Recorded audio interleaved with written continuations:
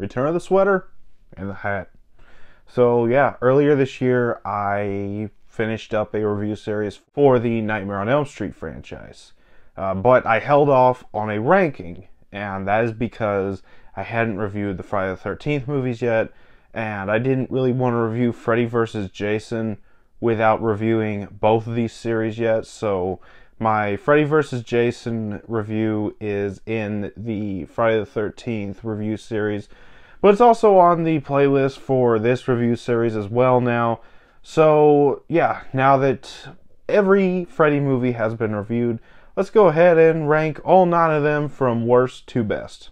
Starting off the list, in last place at number 9, and honestly, these bottom 2 are pretty much neck and neck for my least favorite of the franchise, but right now, my least favorite is Nightmare on Elm Street 5, The Dream Child. Yeah, I don't really care much for this movie. There is one good kill at the beginning of the movie with the motorcycle, and Robert Englund isn't absolutely terrible in this movie. I still think it's his weakest performance as Freddy, but other than those 2 things, this movie just is a tremendous failure, in my opinion.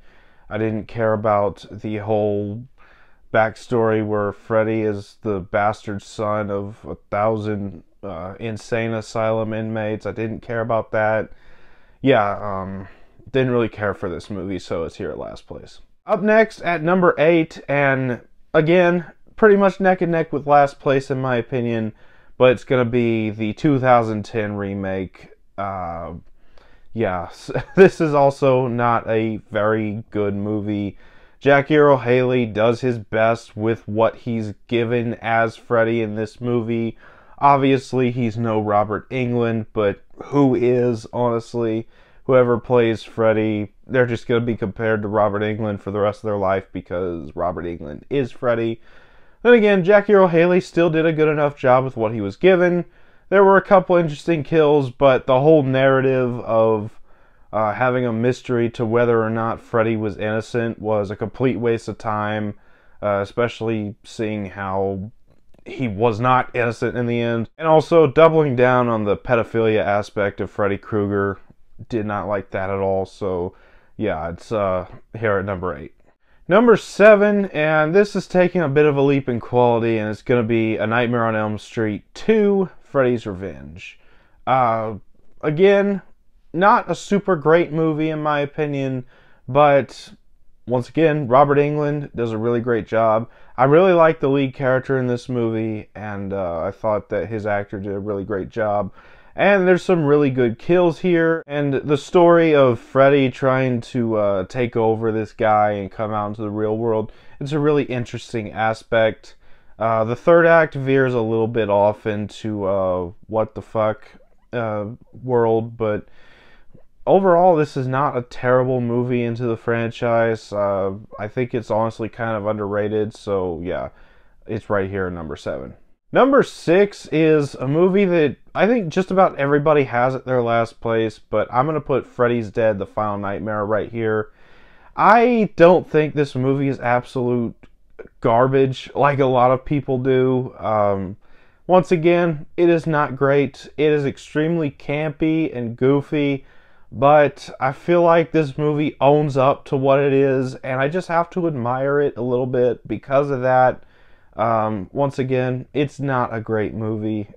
I can barely even hesitate to call it good, but I have fun with it. Robert Englund is obviously having a blast in the role.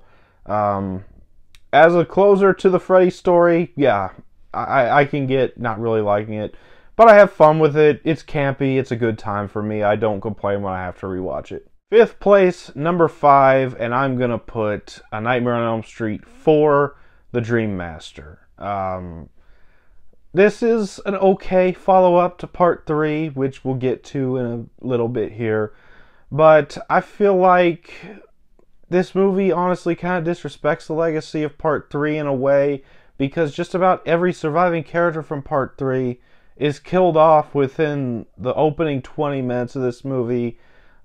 I didn't like that very much because they're all great characters, but they killed them off to get a new slate of characters which just weren't as memorable as the Dream Warriors, but I still think this is a pretty damn good movie. Robert Englund obviously is great here, and you get some really good creative kills, although this was the start of comedian Freddy.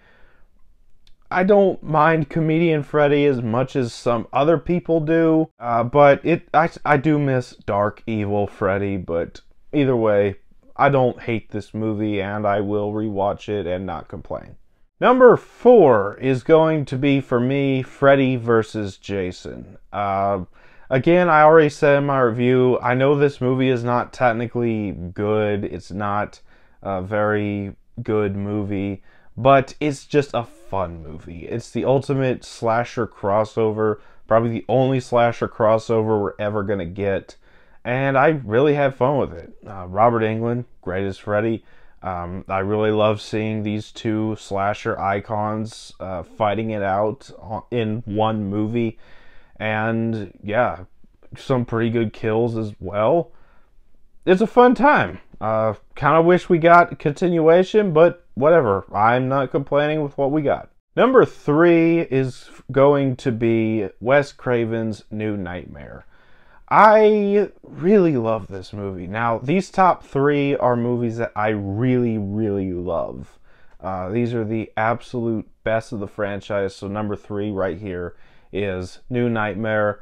I see a lot of people complain about Freddy not being in it a whole bunch, and they don't really care much for his design, and I get that. The design's not one of my absolute favorites either, but I did enjoy it. I thought it was really good meta commentary on horror. This was pretty much Wes Craven doing a meta horror movie before he did Scream. So I'd say this is a bit of a test run, but also being its own thing as well. I really love the fact that all these actors are playing themselves, and they're getting tangled into this this dark fantasy where a demon is manifesting itself as Freddy, and Robert Englund is playing both Freddy and himself in the movie. I thought that everything was just really well tied together. And honestly, I think that this could have been a really good send-off to the franchise. No other entries required. Hopefully we do get something from this franchise later on the road, but if not, I think this is a good way to end the franchise. Even though Freddy vs. Jason came out after this, and so did the remake, I still think this was a good fitting conclusion to the main franchise. Number 2, the runner-up, is going to be A Nightmare on Elm Street, the original. It's a pretty close neck-and-neck run for the top spot, but yeah, I think that this is second place, and the top spot just slightly edges this one out, but I love this movie. I mean, Wes Craven is just one of those directors who is able to come in and make horror icon after horror icon. I really love his Swamp Thing movie. I really enjoy the first Hills Have Eyes. I love Scream, but I feel like this is the pinnacle of Wes Craven's career. The creation of Freddy Krueger and the Nightmare on Elm Street franchise. You get so many iconic moments, iconic characters. This was the movie that started Johnny Depp's career. If you're a Johnny Depp fan, there's a little trivia for you. And obviously Heather Langenkamp as Nancy. Great character, great actress. And yeah, this introduced us to Freddy Krueger, played by Robert Englund. Absolute horror icon. Love this movie. It's pretty much the epitome of a perfect horror movie, even though I do feel there's quite a few out there, in my opinion. But this is an absolutely iconic movie. No argument from me. It's here at number 2. But number 1 for me is going to be A Nightmare on Elm Street 3 Dream Warriors. And where the first one is really great for how iconic it is and everything it introduced into this franchise, I feel like this one is easily the most fun of the franchise. You get the best set of characters with these Dream Warriors. Heather Langenkamp comes back as Nancy, And this is easily my favorite performance from Robert Englund as Freddy Krueger.